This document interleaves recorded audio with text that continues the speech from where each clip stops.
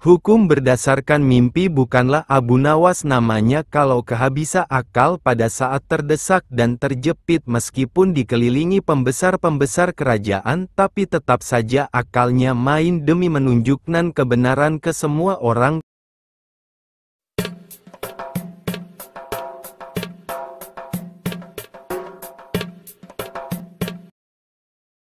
Salah satu kisahnya adalah ketika Abu Nawas harus menghentikan sepak terjang sang hakim yang tidak adil sama sekali, yaitu hukum berdasarkan mimpi.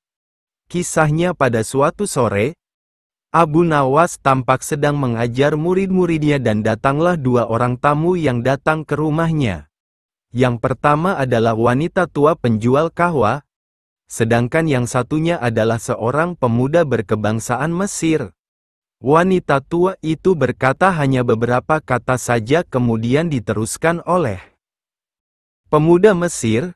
Setelah mendengar pengaduan mereka, Abu Nawas menyuruh murid-muridnya untuk menutup kitab mereka.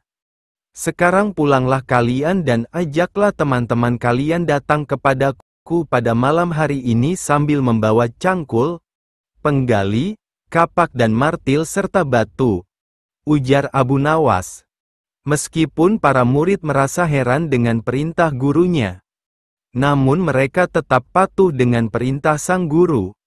Pada malam harinya mereka datang ke rumah Abu Nawas dengan membawa peralatan yang diminta sang guru untuk merusak rumah, lalu Abu Nawas memerintahkan mereka merusak rumah Tuan Kadi yang baru saja terpilih.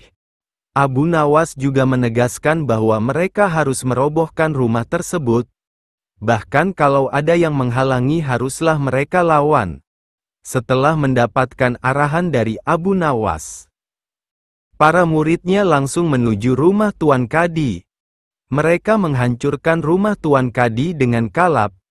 Masyarakat sekitar yang melihat ulah mereka merasa heran dan mereka tidak berani mencegah sama sekali.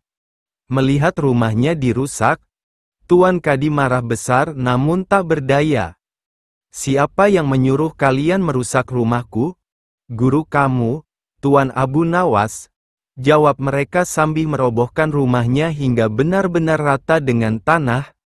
Dasar Abu Nawas provokator, orang gila, besok pagi aku akan melaporkannya kepada Baginda, teriak Tuan Kadi penuh amarah. Benar, pada keesokan harinya Tuan Kadi mengadukan kejadian malam itu sehingga Abu Nawas dipanggil agar segera menghadap raja.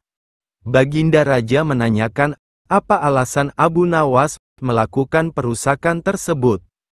Namun bukan Abu Nawas jika tidak memiliki jawaban yang unik.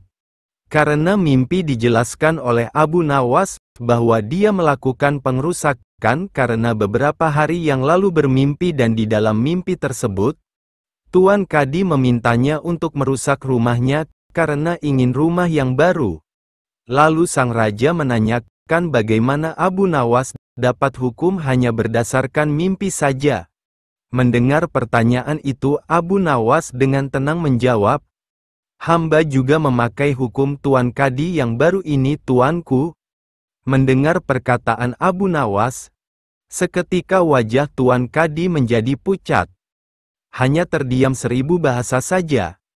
Hai Kadi, benarkah engkau mempunyai hukum seperti itu? Tanya sang raja. Tapi Tuan Kadi tiada menjawab. Wajahnya nampak pucat dan tubuhnya gemetaran karena takut. Kemudian Abu Nawas diminta untuk menjelaskan dengan tenang. Abu Nawas menceritakan bahwa ada seorang pemuda Mesir datang dengan harta melimpah ruah. Namun kemudian dia bermimpi menikah dengan anak Tuan Kadi. Dia memberikan mas kawin yang sangat banyak. Lalu mimpi itu cepat menyebar dan sampai ke telinga Tuan Kadi. Lalu Tuan Kadi memanfaatkan mimpi itu dengan meminta harta pemuda itu untuk mas kawin anaknya. Padahal itu hanyalah mimpi belakang, sedangkan menurut Tuan Kadi itu harus dilakukan. Sehingga pemuda itu jatuh miskin. Setelah cross-check dengan mendatangkan pemuda Mesir itu, Akhirnya raja sadar jika kadi yang ditunjuknya itu adalah orang zalim. Kemudian raja memberikan hukuman mengambil harta kadi dan diberikan kepada pemuda Mesir tersebut. Tuan Kadi dijebloskan ke dalam penjara karena telah berbuat zalim dan menyalahgunakan wewenang.